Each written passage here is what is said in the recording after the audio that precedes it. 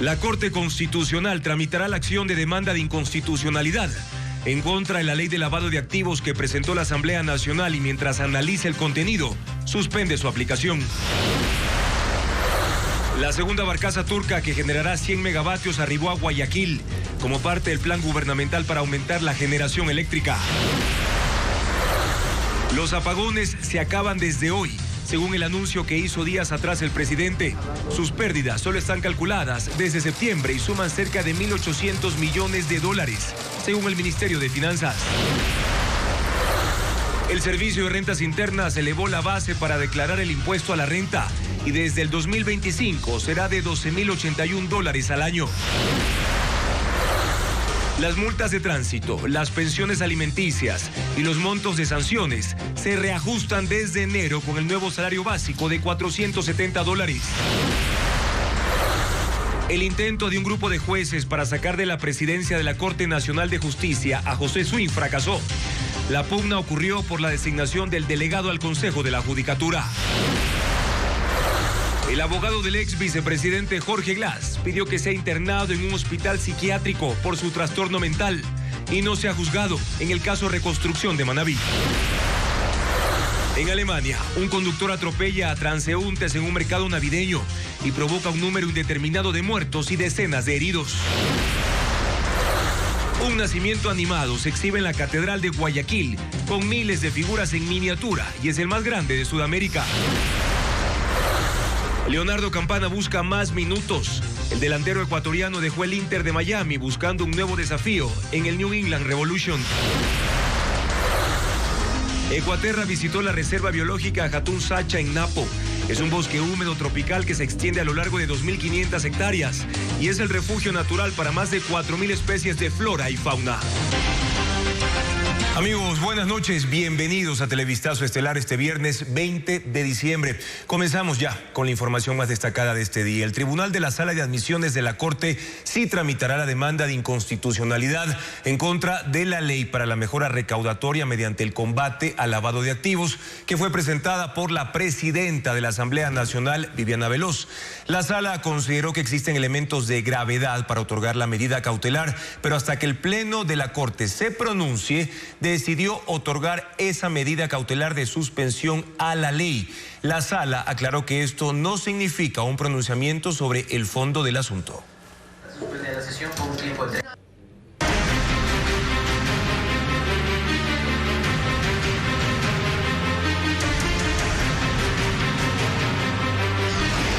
Apagones, las facturas que dejan.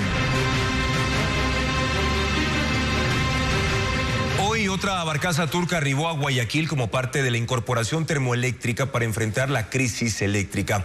La embarcación llega cuando el gobierno le pone fin a los apagones. Diego Cuenca informa que ese barco generará 100 megavatios adicionales, pero aún no hay fechas claras desde cuándo empezará a operar. En uno de los muelles del puerto marítimo de Contecom está la segunda barcaza termoeléctrica que llega a Ecuador. El buque arribó este viernes con la misión de generar 100 megavatios adicionales para el Sistema Nacional de Electricidad. Para empezar las operaciones, primero tendrá que anclarse en el sector de las esclusas, cerca de la subestación Transelectric, en el sur de Guayaquil. Esas maniobras se realizarán desde las 9 de la mañana de este sábado, para luego empezar las pruebas al interior de la embarcación. La ministra de Energía Inés Manzano, en su cuenta de la red social X, indicó que ese barco duplicará la energía flotante que arriba luego de que el presidente de la República anunció que desde este 20 de diciembre terminan los apagones. Esa barcaza pertenece a la compañía turca Car Powership, que está a cargo de la otra embarcación, que desde el 16 de septiembre también genera 100 megavatios para el país. Es parte de un segundo contrato, pero esta vez entregará electricidad por 6 meses, con la opción de que pueda dejar de operar si es que su potencia ya no es necesaria. La crisis energética le ha costado al gobierno 2 ministros de energía y la salida de al menos 2 ministros más de otras carteras de Estado. Todo esto mientras se evitaba que el presidente asuma la gestión pública de la crisis para reducir los costos políticos de los apagones que en más de una ocasión contradijeron los anuncios oficiales. Los cortes de energía en Ecuador no llegaron solos, estuvieron acompañados de eufemismos técnicos que buscaban bajarle el perfil a la crisis o responsabilizar a otros. Por ejemplo, en marzo se trataba de justificarlos bajo la denominación de desconexiones temporales por mantenimientos emergentes. Se trabajó también en posicionar la teoría del sabotaje, en que alguien había abierto las compuertas de un embalse que no las tiene. Más allá de esos intentos, lo que llamaba la atención es que en enero la Asamblea le había aprobado al gobierno la ley No Más Apagones, que según el régimen garantizaría el suministro de energía eléctrica a la ciudadanía. Pero los cortes llegaron. En el escenario de la política, los apagones terminaron costándole el puesto a la ministra de Energía, Andrea Arrobo, más un juicio por sabotaje y traición a la patria. La reemplazó temporalmente el ministro de Obras Públicas, Roberto Luque. Luego llegó Antonio Goncalves como titular, pero solo duró 3 meses. Y otra vez el encargo, pero ahora la ministra de Ambiente, Inés Manzano. Hubo víctimas colaterales en otras carteras de Estado. Sonsoles García dejó el Ministerio de la Producción luego de comunicar la decisión de dejar sin energía 10 horas diarias a las industrias. Ella dijo que su renuncia fue por motivos personales. Al gobierno le costaba admitir la realidad. El propio presidente reconoció que se peleaba con los técnicos de CENEL cuando le decían que debían incrementarse los cortes para preservar los embalses. La realidad terminó ganando esa disputa y con el paso de los meses los cortes de 4 horas diarias llegaron hasta 14. En la mitad se había declarado la emergencia eléctrica, se gestionó la compra de energía térmica y se apuntó a la recuperación de Toachi-Pilatón. No todo salió bien, porque lo adquirido no termina de llegar y lo que ha llegado no genera nada todavía. El presidente Noboa evitó gestionar ante la ciudadanía la crisis energética. Fueron los ministros los encargados de dar la cara. Pero había preocupación en Carondelet, porque hubo una consulta popular a pocos días de iniciados los racionamientos, porque no se sabe todavía el costo político que tendrán los apagones en las elecciones del próximo año. A manera de compensación, el gobierno anunció una condonación a los consumos de hasta 180 kilovatios por hora y después amplió el periodo de aplicación. Hoy solo hay sonrisas en el gobierno porque se ha logrado cumplir con el anuncio de que los apagones terminarían el 20 de diciembre. Las condiciones climáticas lo permitieron. El problema es que no se sabe con certeza hasta cuándo. Un grupo de jueces de la Corte Nacional intentó sacar a José Swing de la presidencia del organismo justo el día que iban a tratar la terna para titular del Consejo de la Judicatura. Fue un intento fallido. Otros magistrados rechazaron que la Corte se politice, informa Jacqueline Rodas.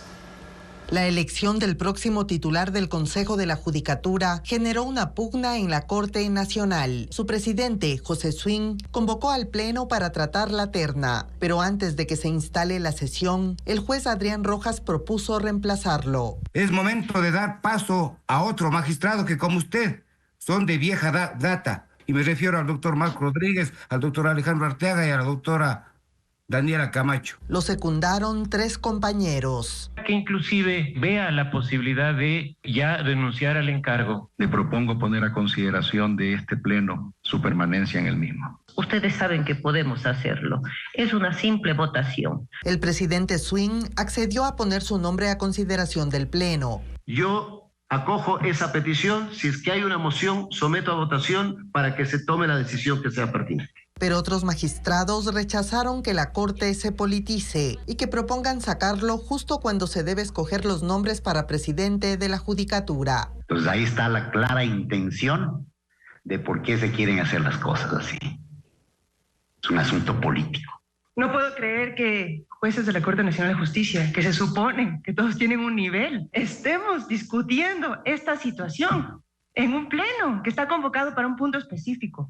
Entonces esto se convierte en una parodia, en un juego. Podemos vernos en un espejo, y un espejo de ese es el Consejo de Participación Ciudadana y Control Social de varias conformaciones. El asunto de presidencia, que no es lo que nos convoca el día de hoy, sea tratado en el primer pleno del próximo año.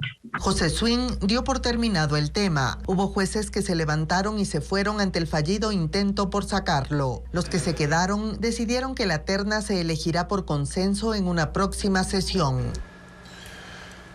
Expertos analizaron las reformas aprobadas por la Asamblea Nacional sobre el empleo joven. Señala que su cumplimiento podría provocar gastos adicionales para las empresas y no generar más plazas laborales. Adriana Bremeo tiene las reacciones. La Asamblea aprobó una ley que obliga a la contratación de jóvenes en el sector público y privado. Al menos el 10% de la nómina deberá tener entre 18 y 29 años y en esos contratos no se aplicará el periodo de prueba. 3 economistas consultados por Televistazo tras revisar esas reformas concluyeron que obligatoriedades y restricciones no generan empleo. Cuando entre en vigencia la ley, si no tiene cambios del Ejecutivo, generará gastos adicionales para las empresas, según ellos, en costos de producción si se contrata a personas que no están calificadas para su cargo o no tienen experiencia. Hay tareas que tomarán más tiempo y costos de capacitación que deberá asumir el empleador. Opinan que en lugar de incrementar las plazas de trabajo, las disminuirá. No puede hacer que las personas ganen más por ley o que tengan más empleo por ley. Mientras más trabas, mientras más obligaciones le pongan al empleo, lo que usted ocasiona es más desempleo o más informalidad. Es un error en este tipo de medidas porque lo que hacen es obligar a las empresas a contratar un personal no porque lo necesiten, sino por un objetivo ajeno, un objetivo político. La propuesta aprobada tiene, según señalan, vacíos e imprecisiones. No se establece el tiempo en el que se deberá ejecutar la norma. No se especifica qué pasa con las empresas que tienen la nómina completa. No se aclara si para contratar a jóvenes se deberá despedir personal o se refiere a las vinculaciones futuras. Para los expertos, la falta de empleo es un problema estructural que requiere atraer inversión, aumentar la productividad y conectar la preparación de los jóvenes con las necesidades del mercado. En la ley tampoco se especifica qué tipo de empresas deberán cumplir la obligatoriedad de contratación. Por ejemplo, ¿qué pasará con las pequeñas compañías con menos de 10 empleados? Atropellamiento masivo en un mercado navideño en Alemania deja por el momento 2 muertos y decenas de heridos. Un conductor a toda velocidad irrumpió en una calle peatonal llena de visitantes. Momentos después fue detenido. El caso es investigado como un posible ataque terrorista.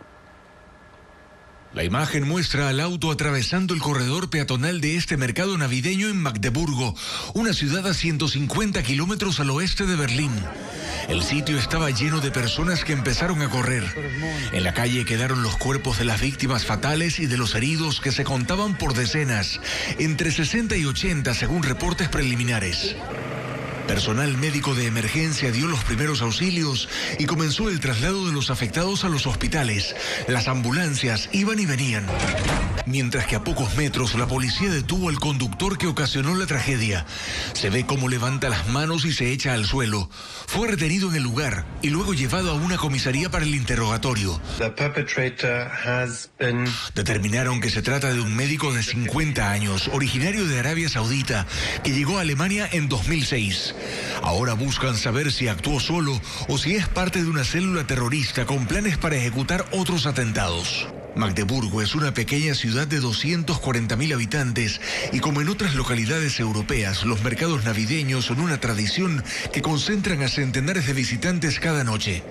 Esta tragedia recuerda el atropellamiento masivo del 19 de diciembre de 2016, que dejó 12 muertos en otro mercado navideño, esa vez en Berlín. Rusia lanzó una serie de ataques con misiles contra Ucrania esta mañana, matando a una persona e hiriendo a otras 12. Hay daños contra varias estructuras en la ciudad de Kiev y Jersón, incluyendo un edificio que alberga varias misiones diplomáticas. La ciudad de Kiev despertó hoy con el sonido de una serie de explosiones. Rusia lanzó varios misiles balísticos norcoreanos y rusos que provocaron destrozos en 3 distritos de la ciudad, ocasionando la muerte de una persona y otras 12 quedaron heridas. Los disparos provocaron incendios en techos de edificios y dejaron vehículos en llamas. Según la Fuerza Aérea de Ucrania, uno de los misiles dañó partes de un edificio donde funcionan embajadas de Portugal, Argentina, Albania y Montenegro. Pero además destruyó una tubería de gas doméstico, lo que dejó sin servicio de calefacción a 630 edificios, 16 instalaciones médicas y 30 escuelas. Otro bombardeo destruyó zonas residenciales e infraestructura energética de Jersón. Moscú reportó que lanzó misiles de largo alcance contra objetivos militares en respuesta al ataque ucraniano del miércoles, en el que usaron armas de fabricación estadounidense contra una planta química en Rostov. ocurre un día después de que el presidente ruso Vladimir Putin desafiara a las potencias occidentales a un duelo de altas tecnologías, mientras el presidente Volodymyr Zelensky pide reforzar las defensas aéreas del país con al menos otros 10 sistemas antimisiles.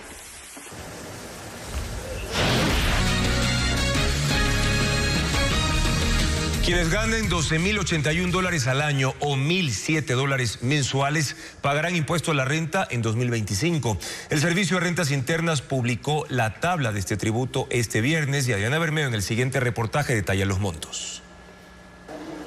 El SRI publicó la nueva tabla para el pago del impuesto a la renta de personas naturales que estará vigente en el 2025.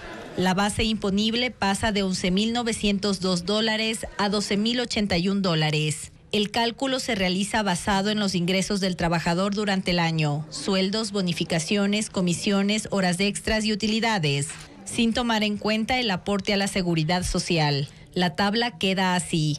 En el primer nivel están las personas que ganan hasta $12,081 al año. No pagarán impuesto a la renta.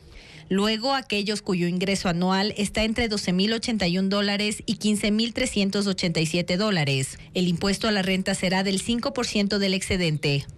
Por ejemplo, si una persona gana $14,000 anuales, tiene que restar $12,081 de la base imponible. La diferencia es $1,919 y pagará el 5% del impuesto sobre ese monto. $96 al año. Sobre ese impuesto a la renta yo puedo restar las deducciones correspondientes a los gastos personales, que básicamente son vivienda, educación, alimentación, vestimenta. ¿Cuándo se debe presentar esta proyección? Hasta el mes de febrero de 2025. ¿Por qué? Porque las empresas precisamente en febrero de 2025 empezarán a restar, a retener el impuesto a la renta. En el tercer nivel están aquellos que ganan entre $15,387 y $19,978 al año. Su impuesto a la renta es del 10%. Todos estos cálculos se pueden realizar de forma automática en la página web del SRI en la calculadora que se llama Ley de Economía Familiar. El SRI también actualizó la tabla para el pago del impuesto a la herencia. Desde el 2025 pagarán quienes tengan herencias, legados o donaciones de más de $77,708. Con el incremento del salario básico unificado, que para 2025 será de $470, otras obligaciones económicas, multas y beneficios también subirán su valor. Adriana Bermeo precisa en qué rubros se van a generar estos aumentos. El Ministerio de Trabajo fijó el salario básico para el 2025 en $470. Ese valor aumenta el monto de otras obligaciones económicas y multas. Así quedan: las multas de tránsito por conducir con licencia caducada, $235, y sin licencia, $47. Por exceso de velocidad o por pasarse un semáforo en rojo, $141. Por usar el celular mientras conduce o se estaciona en lugares prohibidos, $47. Por infringir el pico y placa, $70.50. Pagará lo mismo si conduce sin cinturón de seguridad. Y por arrojar basura desde su vehículo, la multa será de $94. Las multas electorales que se aplicarán en febrero por no votar, $47, y por no conformar las juntas receptoras del voto, $70.50. La pensión mínima por alimentos será de $132.16. En general, se calcula en función de la situación de cada familia, y la tabla en la que se basan los jueces la publicará en enero el Ministerio de Inclusión Económica y Social. Las personas que ganan el salario básico aportarán $44.41 a la Seguridad Social desde el 2025. El empleador pagará $52.40. Los montos máximos de préstamos para viviendas de interés social y público se incrementarán por el aumento del salario básico en $1,780. Con esto se podrán comprar casas o departamentos nuevos de hasta $107,630 con el interés más bajo del mercado, 4.9%. El Congreso estadounidense tiene hasta la medianoche para aprobar el presupuesto federal y evitar el cierre parcial de la administración en el último mes de gobierno de Joe Biden. Una pugna política ha llevado al bloqueo constante de las iniciativas legislativas y el presidente electo, Donald Trump, presiona para que se quiten los límites al endeudamiento. Si hasta hoy no hay acuerdo, miles de empleados públicos se irán a casa sin poder cobrar sus salarios. Conductores de camiones de entrega de varias plantas de Amazon en Estados Unidos se declaran en huelga en vísperas de Navidad. 10,000 trabajadores se unieron en 7 instalaciones de 4 estados para exigir contratos que garanticen mejores salarios y condiciones laborales. Aunque la paralización inició hoy, a tan solo 5 días de Navidad, la cifra de manifestantes representa menos del 1% de la plantilla de la empresa en Estados Unidos. El ministro de Exteriores de España, José Manuel Álvarez, anuncia que concedió el asilo político al dirigente opositor venezolano Edmundo González Urrutia, una solicitud que González hizo tras su llegada a España el 8 de septiembre. Sobre la intención de Edmundo González de acudir el 10 de enero a Venezuela para jurar como presidente, el ministro señaló que no va a desvelar los detalles precisos de esas conversaciones con el mandatario. El clásico edificio de la Universidad Virginia Intermont en Bristol, Estados Unidos, fue consumido por un incendio masivo desde esta madrugada. El fuego, cuyo origen se desconoce, se propagó rápidamente y contaminó una estructura vecina en el antiguo campus. El sitio fue construido en 1884 y aunque la universidad ya no funciona en ese lugar, la edificación tiene un altísimo valor histórico. Este, sin embargo, no es el único incendio ocurrido ahí. En noviembre se quemó la sección que antes perteneció a la biblioteca universitaria. Advertencia de nueva tormenta de nieve y frío para el noreste de Estados Unidos en los días previos a la Navidad. Los servicios meteorológicos alertan que la nevada en el estado de Minnesota, que ha provocado el cierre de escuelas desde ayer, es la más intensa de la temporada y se traslada por el norte a Cleveland y Chicago y luego a Filadelfia y Nueva York. Se esperan temperaturas heladas y ráfagas de viento de hasta 80 kilómetros por hora en algunas regiones. Y en Brasil, las personas con sillas de ruedas que pueden llegar a la cima de los senderos más complejos de Río de Janeiro con ayuda de voluntarios. El grupo se llama Colectivo Inclusión y sus miembros se turnan para cargar a las personas durante el trayecto a través de la montaña.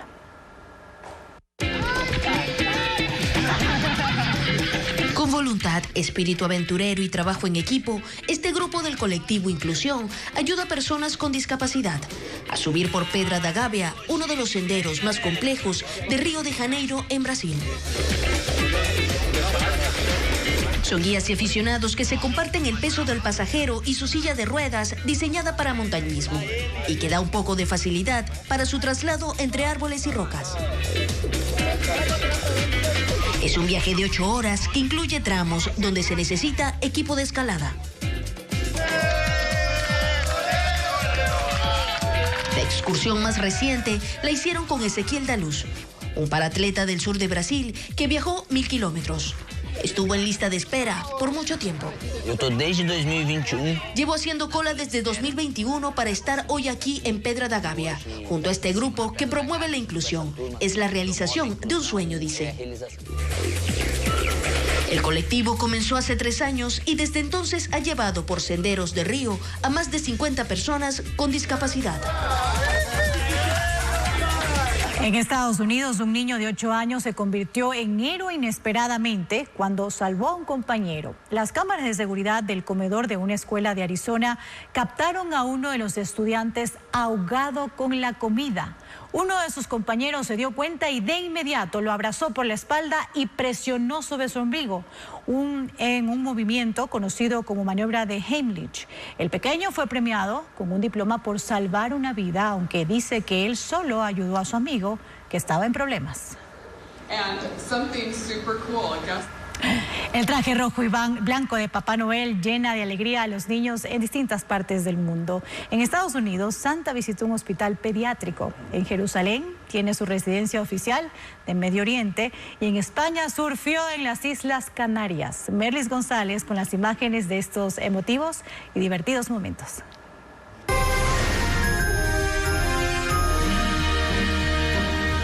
El equipo de operaciones especiales de la Policía de Colorado en Estados Unidos tuvo una misión navideña en el hospital infantil: llevar la alegría de la época a los pacientes internados. Uno de los agentes, vestido de Papá Noel, descendió en rapel por la fachada del edificio, mientras los pequeños lo saludaban por las ventanas. Otros policías se vistieron de personajes de películas, pero con un toque navideño, para participar en una caravana en los exteriores. Papá Noel llegó a Jerusalén del Este. Se trata de un palestino cristiano que durante 10 años se ha puesto el traje rojo y su barba blanca para llenar de felicidad a los niños. También abre las puertas de su casa a los visitantes y es la única residencia de Papá Noel oficialmente registrada en Medio Oriente. El hombre se ha tomado muy en serio su trabajo navideño y se ha graduado de varias escuelas de Santa para reírse de forma correcta y recitar poesía. Dice que espera que esta Navidad llegue con paz y armonía para todos en Medio Oriente. Un grupo de surfistas se vistió de Papá Noel para deslizarse sobre las olas de La Palma en Gran Canaria. El evento se ha convertido en una tradición anual que reúne expertos y aficionados. Durante 14 años, los surfistas han hecho esta actividad que marca la Navidad en la isla.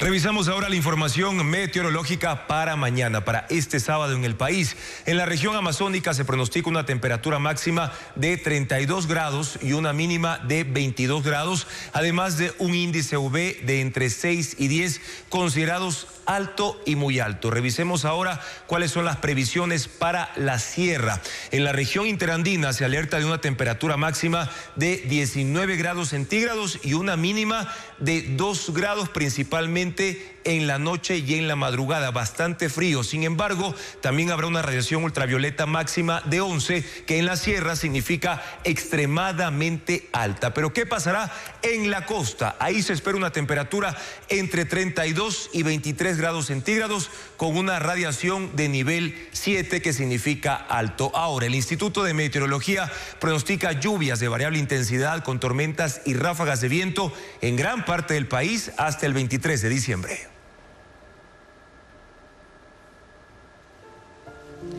En Guayaquil falleció hoy el empresario Douglas Raúl Hernández Viteri, padre de nuestro director regional de noticias, Rafael Hernández.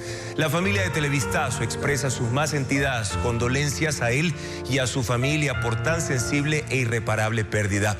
Será velado en el Camposanto Parque de la Paz y el sepelio se llevará a cabo el domingo 22 de diciembre. Que descanse en paz.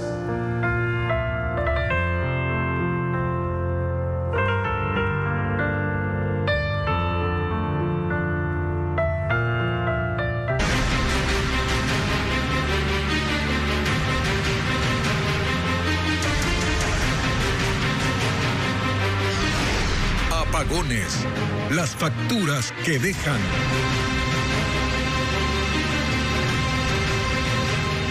Los apagones duraron casi 3 meses y durante ese tiempo los ecuatorianos soportaron 770 horas sin luz aproximadamente. Eso equivale a estar 31 días sin energía eléctrica. Diego Cuenca describe la cronología de esta crisis que aún el gobierno no logra resolver. Ecuador empezó el 2024 arrastrando una crisis eléctrica que se agravó en abril, cuando de manera sorpresiva los hogares se quedaban sin luz. El gobierno declaró la emergencia el 16 de ese mes. Empezaron los racionamientos de hasta 5 horas al día y se extendieron hasta el 1 de mayo, cuando se suspendieron porque la producción hidroeléctrica mejoró. Sin embargo, en los meses junio, julio y agosto, ciertos sectores a escala nacional siguieron padeciendo por el servicio eléctrico. El Ministerio de Energía decía que no eran apagones por déficit de generación y los denominó cortes por mantenimientos programados. A finales de agosto llegó la sequía, tal como lo advirtió el Operador Nacional de Electricidad SENACE. Desde el 2023, El gobierno se resistía a reconocer el impacto de ese fenómeno climático, que poco a poco disminuía la generación hidroeléctrica. La crisis se agravó en septiembre y otra vez hubo apagones repentinos. Fue entonces cuando el Ministerio de Energía anunció un corte de hasta 8 horas para el 18 de ese mes, por mantenimientos en las líneas de transmisión de subestaciones eléctricas de 4 provincias. Los apagones eran inminentes y el gobierno empezó los cortes desde el 23 de septiembre de 14, 10 y 8 horas al día. En octubre fueron de 14, 12 y 5 horas al día. En noviembre los racionamientos disminuyeron entre 12, 8 y 6 horas al día. Y del 1 al 19 de diciembre fueron entre 7, 3 y 2 horas al día. Eso significa que durante casi 3 meses el país estuvo sin luz por al menos 770 horas, que equivale a 31 días en promedio. Y también los apagones dejaron un impacto de hasta 1.800 millones de dólares en el Producto Interno Bruto del Ecuador. Los cortes de luz perjudicaron directamente a empresas, pero también al sector comercial, lo que se tradujo en disminución de empleo, según explica Diego Puente en el siguiente informe. Casi 28 días sumaron las horas de apagones en Ecuador. Dejaron industrias apagadas o con su producción mermada, costos por autogeneración eléctrica en grandes y pequeños negocios y reducción en ventas y exportaciones. Esto se traduce en pérdidas que suman, según el Ministerio de Economía, de 1 a 1,5% del Producto Interno Bruto, es decir, cerca de 1.800 millones de dólares. Al inicio de la crisis, el gobierno trató de imponer 10 horas de cortes a los industriales. Ellos pidieron consensos para acordar horarios y reducir el impacto en sus actividades. Tuvieron que adelantar vacaciones de trabajadores, acortar las jornadas o implementar nuevos turnos. En los parques industriales de Cuenca y Ambato coordinaron para soportar hasta 64 horas consecutivas sin luz y así trabajar el resto de la semana sin cortes. Aunque el gobierno anunció el fin de los apagones hasta el 31 de diciembre, 7 de las industrias que más energía consumen tienen restricciones, entre ellas 2 mineras. La falta de electricidad en este sector perjudicó a las exportaciones. El Estado ecuatoriano es el gran perdedor en el caso minero. Si nosotros tomamos en cuenta que el año 2023 hubieron 3.300 millones de dólares de exportaciones mineras de 3 componentes: la mina Mirador, la mina Fruta del Norte y la pequeña minería. Aproximadamente el 70% viene de las 2 minas a gran escala. Si estas se vieron forzadas o a parar o a disminuir producción, el Estado dejó de recibir los beneficios que le correspondían.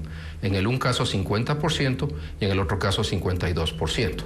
Los pequeños comercios, según el Ministerio de Finanzas, fueron los más golpeados por su poca capacidad para autogenerar. Se redujeron las ventas hasta en 3.000 millones de dólares. Pues el valor de impacto de la economía se puede reflejar en las ventas, ¿no? O sea, la venta de la empresa A ya no le vendió la empresa B y esta no le vendió la empresa C. Entonces, cuando se suman esos impactos, se siente el doble o más. Seguramente el impacto va a ser quizás el 2.000 o 3.000 millones de dólares. Los negocios nocturnos tuvieron que ingeniarse para seguir funcionando. Compraron pequeños generadores y focos recargables. Muchos cerraron o suspendieron la atención al público. La crisis energética provocó la pérdida del 5% del trabajo formal y todavía no está calculado el costo en la economía informal. También impidió que aumente el empleo y las ventas en el último trimestre del año, cuando históricamente se reactivan por las fiestas. Todas las dependencias de la Agencia Nacional de Tránsito atenderán el sábado 28 de diciembre y es que la alta demanda de usuarios colapsó el sistema durante 4 días. Merlin Ochoa con más detalles de este daño. La alta demanda de usuarios que ingresan a los servicios de la Agencia Nacional de Tránsito para realizar trámites, acogiéndose a la resolución que suspende la verificación de valores pendientes por infracciones de tránsito, colapsó la plataforma, generando intermitencia en el sistema del país. Según la institución, el problema inició el lunes 16 de diciembre, pero se solucionó la tarde del jueves. Las personas que durante ese tiempo no pudieron realizar sus trámites lo podrán hacer el sábado 28 de diciembre desde las 8 de la mañana hasta las 4:45 de la tarde. Todas las dependencias de la Agencia Nacional de Tránsito atenderán a los usuarios que vayan por los trámites pendientes, como bloqueos y desbloqueos de carros, certificados, bajas vehiculares, licencias, entre otros.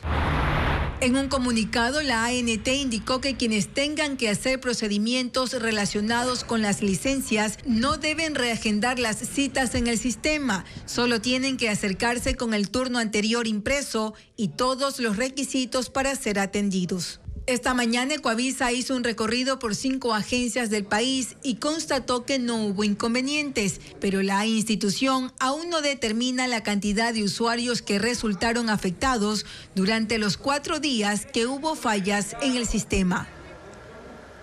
Las motocicletas están involucradas en el 22% del total de accidentes que se han registrado en el país durante este año. Sin embargo, su venta incrementó en 9% respecto del año anterior. ¿Y cómo impacta el incremento de motos en la cantidad de accidentes? Tenemos un informe. Las motocicletas han estado involucradas en 4.343 de los 19.293 accidentes de tránsito este año. En ellos fallecieron 685 personas y 4.836 quedaron heridas. Murieron 2 veces más personas que en accidentes de vehículos, que fueron 311. Entre las causas, según la Agencia Nacional de Tránsito, están las distracciones de los conductores, los excesos de velocidad y no respetar las señales de tránsito. El 45% de accidentes en moto ocurrieron entre las 4 de la tarde y las 11 de la noche. Guayas es la provincia con más accidentes, 34%, seguida de Pichincha con el 20% y Azuay con el 7%. La tasa de siniestralidad en motocicletas aumenta un 12% anual y esto se viene dando desde hace una década atrás. Y las razones es por el incremento del parque automotor en motocicletas, que también habría que hacer un análisis. En la actualidad en el país existen 3.065.000 vehículos, de los cuales el 28% son motocicletas, es decir, alrededor de 850.000 motocicletas tenemos en el país. El número de motos aumenta, según Abad, porque los ciudadanos no tienen un buen servicio público de transporte y por el incremento de plataformas digitales para entregas a domicilio. Por tercera vez consecutiva, la publicación Taste Atlas, experta en platos típicos, eligió la lechona como el plato más delicioso del mundo. Tenemos un informe de Marjorie Trujillo de Noticias Caracol. Así, recién salidita del horno, los expertos en lechona saben si el cuero está listo para deleitar paladares. Después de 12 horas, él tiene que sonar así, que crocantico. Este es el crocantico y se ve, mira, que suene de esta forma. Uy. La publicación Taste Atlas evidenció que por lo menos 400.000 personas eligieron este delicioso plato como el mejor del mundo. Obras de teatro, estrenos de películas y lanzamientos de libros forman parte de la agenda cultural, como lo informa Luis Alfredo Zúñiga. En el Teatro Pop-Up de Guayaquil se presenta Una noche en Miami. Las ecuatorianas Mare Ceballos y Emma Guerrero protagonizan esta divertida obra, en la que tras una noche de bebidas, ellas intentarán recordar qué pasó en su alocada salida y por qué amanecieron en una habitación de hotel en Miami. Las funciones serán este viernes y sábado a las 8:30, 9:30 y 10:30 de la noche. Un relato de terror y confusión mental. El libro Rotten narra la historia de Gabriel Santander, quien despierta en una escena sangrienta. Mientras intenta comprender lo que sucede, se enfrenta a situaciones cada vez más surrealistas. El escritor Soren cuenta cómo Gabriel se encuentra con espíritus y entidades que juegan con su mente. Los Diálogos es un libro que aborda 118 conversaciones radiofónicas entre los escritores Jorge Luis Borges y Osvaldo Ferrari, abordando temas desde el amor hasta la política. Es tiempo de contarte una historia. Mufasa, el Rey León, ya está en las salas de cines del país. En esta precuela se narra cómo Mufasa, un león huérfano, vaga solo hasta que se topa con Taka, un descendiente de un linaje real. Este encuentro hace que un grupo de jóvenes se ponga en marcha para encontrar su sitio en el mundo. Mi nombre.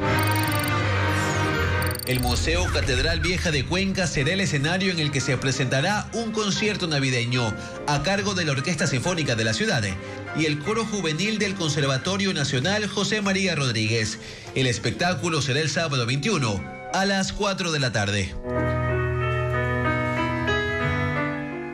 Jubilados afectados por el delito de suplantación de identidad para la realización de préstamos quirografarios protestaron en las afueras del BIES en el centro de Guayaquil. Luego de una semana desde que la entidad y el Seguro Social informaron a 2 funcionarios fueron detenidos dentro de esta investigación. Se desconoce qué medidas han adoptado esas instituciones para solventar la situación de los adultos mayores. En algunos casos se realizaron préstamos de hasta $30.000.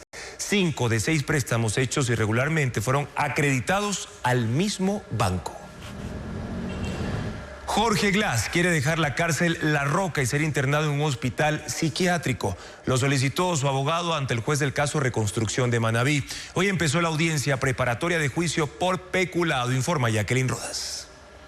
En el 10º intento, empezó la audiencia del caso Reconstrucción de Manabí en contra del ex vicepresidente Jorge Glass, preso en la cárcel La Roca de Guayaquil, el exministro Walter Solís, prófugo y asilado en México, y 7 personas más. La Fiscalía los acusa de peculado por desviar fondos de la Ley de Solidaridad que estaban destinados a obras prioritarias tras el terremoto de 2016. El abogado de Glass dijo que su defendido sufre un trastorno psiquiátrico y hay alto riesgo de que atente contra su vida. Pidió al juez que aplique el artículo 76 del Código Penal. El internamiento en un hospital psiquiátrico se aplica a la persona inimputable por trastorno mental. Su finalidad es lograr la superación de su perturbación y la inclusión social. Inimputable quiere decir que no se le puede atribuir un delito. Jorge Glass intervino por Zoom desde la cárcel. No se refirió a su condición psiquiátrica. Se centró en explicar las razones por las que considera que no cometió peculado como presidente del Comité de la Reconstrucción. La representante de la Procuraduría dijo que para que Glass cambie la cárcel por un hospital psiquiátrico, primero se debe declarar que tiene un trastorno mental y que no es penalmente responsable. Y el fiscal Wilson Toainga aclaró que la audiencia preparatoria de juicio no es para tratar ese tema. El juez Marco Aguirre escuchó los pedidos de nulidad de los demás procesados y anunció que dará su resolución en nueva fecha.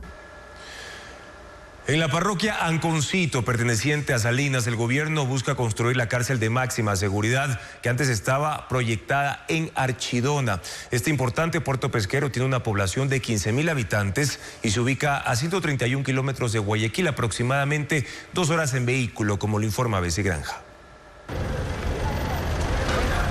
Ubicada al suroeste de la provincia de Santa Elena, Anconcito es una parroquia rural de Salinas. Tiene una extensión de 9.74 kilómetros cuadrados y según el último censo de población de 2022, residen 15.052 habitantes.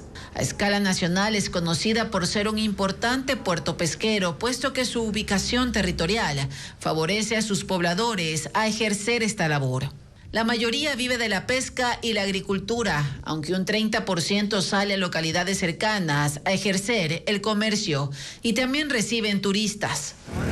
A 25 minutos en vehículo de la zona urbana, el gobierno busca construir una cárcel de máxima seguridad en terrenos que pertenecen al Ministerio de Agricultura. En total son 128 hectáreas, 50 para edificar el reclusorio. Aunque las tierras se ubican en Anconcito, están muy cerca de otra localidad rural de la provincia. Se trata de Ancona, del cantón Santa Elena. Esta localidad donde viven 7.918 personas. Es el primer poblado petrolero del Ecuador. Sus calles aún conservan tanques y tuberías que reflejan el paso de los trabajadores ingleses que llegaron a esta parroquia en 1919 para ejercer esta actividad. Ahora su población se dedica a labores turísticas, artesanales y de comercio. En 2011, el Ministerio Coordinador de Patrimonio entregó a la comunidad de Ancón la declaratoria de esta parroquia como Patrimonio Cultural del Estado. 4 niños y adolescentes entre 11 y 15 años continúan desaparecidos luego de un operativo militar en el sur de Guayaquil, según la policía. La ropa de los chicos apareció y el comando conjunto ya se pronunció, pero en un escueto comunicado. Merlin Ochoa con más información de este caso. Esta tarde, afuera del complejo judicial Valdivia, en el sur de Guayaquil, los padres de los 4 menores desaparecidos hicieron un plantón. Con carteles que decían, se los llevaron injustamente y los queremos de vuelta, piden respuestas.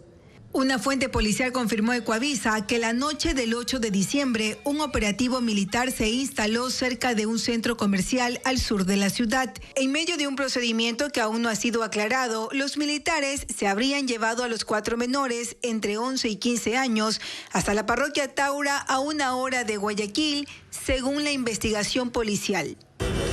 Luis Arroyo, padre de Ismael y Josué, dice que a las 22:40 recibió una llamada de un hombre que estaba con los 4 adolescentes. Usted tiene 45 minutos, 1 hora para venir a ver a su hijo, dice. Porque luego, como los chicos no son de aquí, dice, discúlpenme la mala expresión, como son negritos, la mafia los va a ver y se los va a llevar. Luego habló por celular con uno de sus hijos. Ven a rescatarme, me dice, los militares nos cogieron y nos golpearon, y nos llevaron a Taura y nos dejaron botados desnudos. Por favor, ven, rescátame, que tengo miedo. Arroyo menciona que han podido hablar con la fiscal que investiga las desapariciones, quien ha proporcionado información sobre los militares que ya fueron a declarar. La fiscal nos confirmó que son 16 militares implicados en la desaparición de los 4 menores. Están las cámaras de vigilancia. Encontraron parte de la ropa de los menores allá en Taura, que la FAE mismo le entregó al teniente de la UNACE. El día que desaparecieron, según sus padres, habían ido a jugar fútbol. Extraño llevarlos al colegio, irlos a ver. Por favor, les pido que me ayuden. Pese a la solicitud de Ecuavisa, los militares no han otorgado una entrevista. El jueves, en un comunicado escueto, el Comando Conjunto de las Fuerzas Armadas se limitó a mencionar que han realizado 3 acciones, incluyendo apoyo a la UNACE en la búsqueda de los jóvenes y colaboración con la Fiscalía. Mientras tanto, la incertidumbre y la angustia crece entre los familiares.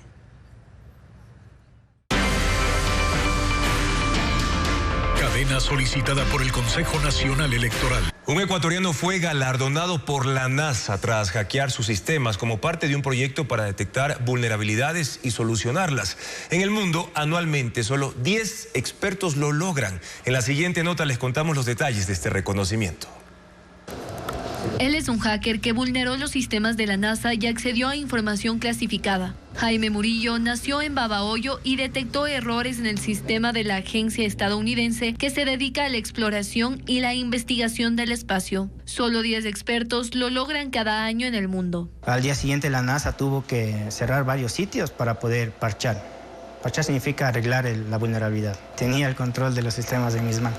Como reconocimiento, su nombre figura en la web del Salón de la Fama de la Administración Nacional de Aeronáutica y Espacio de los Estados Unidos. En un documento, la NASA destaca que sus informes han facilitado el conocimiento de la NASA sobre vulnerabilidades que de otro modo serían desconocidas y ha ayudado a proteger la integridad y disponibilidad de la información. En la escala de vulnerabilidades de la NASA, están catalogados desde P1 hasta P5. P5 es informativo y P1 es la más crítica. Entonces la que yo identifiqué es un P1. Es el primer ecuatoriano en recibir este reconocimiento internacional. Jaime Murillo, licenciado en software, no oculta su emoción al recordar lo que sintió cuando accedió a la plataforma. Pensó que era impenetrable. Tardó 3 meses. En el momento que logré identificar, quería reportarlo de inmediato, antes de que otras personas lo hagan, porque como le digo, hay miles de profesionales buscando lo mismo. Y pueden ser que alguien más lo haya detectado, pero afortunadamente nadie más lo detectó y lo reporté. Para él es un logro memorable y sinónimo de que nada es imposible. Sus primeros pasos como hacker los dio a los 15 años. La Reserva Ecológica Jatún Sacha en Napo es un bosque húmedo tropical que se extiende por 2.500 hectáreas y resguarda más de 4.000 especies de flora y fauna. En este ecosistema se han descubierto especies como la rana ranitomella y el árbol frutal de Camatujua. Ecuaterra se adentró en este maravilloso refugio natural del país.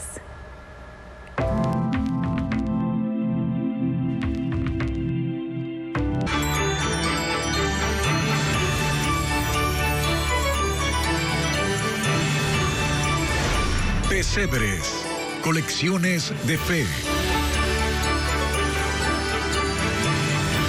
Para la mayoría de ecuatorianos, el 24 de diciembre es un día especial, pero no para todos. La Navidad es una fiesta religiosa y, por ende, hay quienes profesan religiones para las que este día no tienen ningún significado.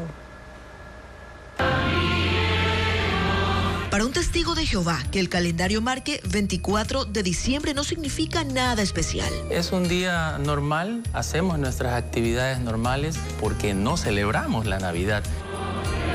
Los testigos de Jehová son cristianos, creen en Jesús.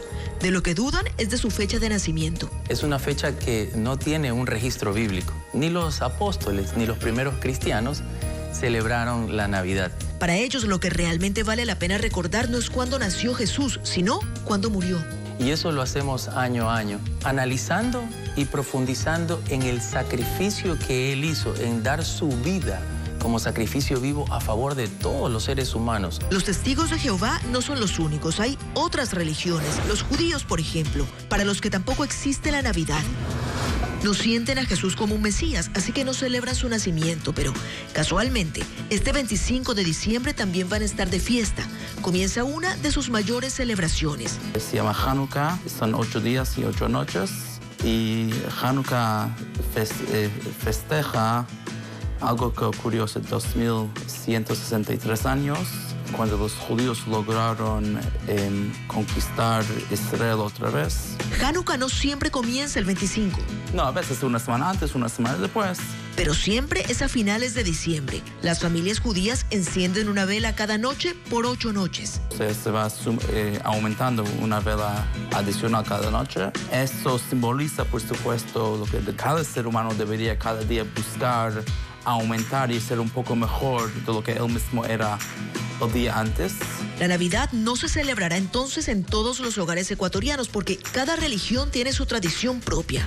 Y aunque difieran mucho entre ellas, casi siempre tienen los mismos puntos de coincidencia: alegría, agradecimiento y unión. Miles de familias en Ecuador vivirán la Navidad en condiciones de pobreza y pobreza extrema. Existen casos donde jóvenes y personas de la tercera edad incluso han olvidado esta fiesta por falta de recursos económicos y el estilo de vida. Hernán Higuera recorrió el norte de Quito y detalla una triste realidad que con frecuencia es ignorada. En Santa Ana del Condado, en la periferia de Quito, la vista es majestuosa. Pero esa belleza contrasta con la compleja realidad de estos rincones donde la Navidad no existe. Es una fecha más. Así piensa Cristina, de 25 años. Su hija tiene 1 año. Ella lava ropa y acompaña a su madre Comandá, que tiene una discapacidad auditiva. Cada una vive con menos de $1 diario. La extrema pobreza en la que viven transformó a la Navidad en un recuerdo. Sí, era buenos tiempos, ahora ya, no sé, como que ya va cambiando ya. Cristina no es muy expresiva. Se resiste a mostrar el cuarto de madera y zinc donde vive desde hace 1 año. Es dormitorio y cocina a la vez. Aquí se refugia con su niña. Le gustaría vivir con su madre, pero no hay sitio para ella. Celebrar Navidad no tiene sentido, dice. Le da mayor importancia al nuevo año porque abriga la esperanza de que un deseo se le cumpla. Hacer una bonita casa.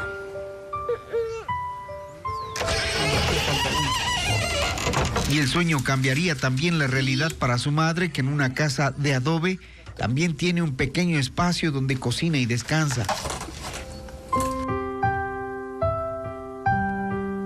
Junto a ellas está la casa de Luis, tío de Cristina.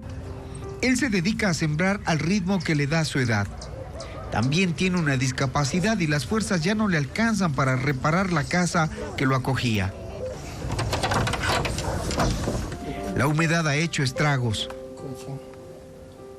En el tumbado está impregnado el moho que hace poco le causó una neumonía que casi le cuesta la vida. Él dice que la pobreza le ha quitado familia, que en Navidad nadie se reúne, que es un día común. Cuando tiene hambre enciende el fogón. Es su vieja cocina que acaba de adaptar como corral de una ternera recién parida.